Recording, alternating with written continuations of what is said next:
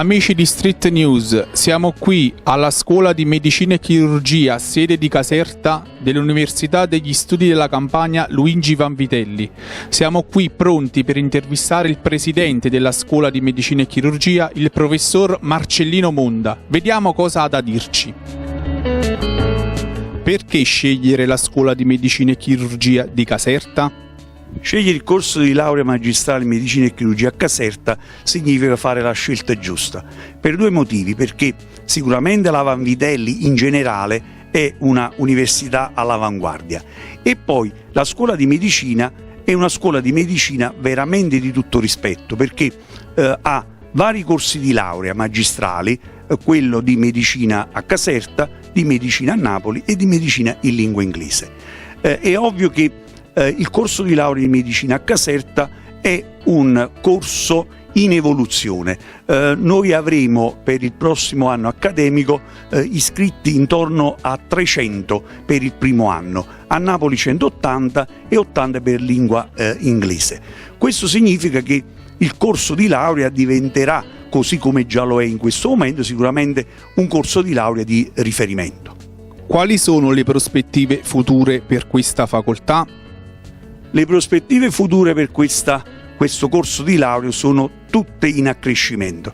Considerate che abbiamo dei numeri già positivi per quanto riguarda gli indicatori ministeriali, ma poi abbiamo anche fatto un restyling della struttura con un incremento delle aule, 4 aule in più per un totale di circa 200 posti in più, 250 posti in più, e abbiamo incrementato notevolmente il numero di postazioni per studi individuali.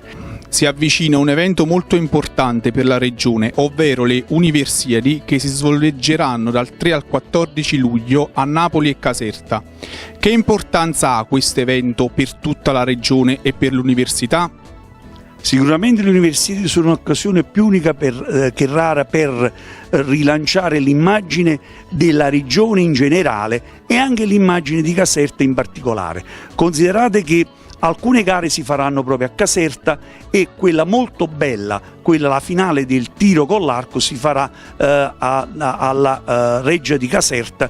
In realtà non è solo l'evento di per sé che è importante, ci sarà una lunga scia anche quando saranno finite le gare per quelle che riguarda la promozione dello sport, perché vi ricordo che l'attività fisica assieme alla sana alimentazione sono le colonne del benessere. Allora viva le Universiadi, ma viva anche le colonne del benessere che in qualche modo possono prolungare la vita delle Universiadi stesse. Vogliamo dare un saluto ai lettori di Street News? Certamente, saluto tutti i lettori di Street News e sono veramente contento di essere stato intervistato.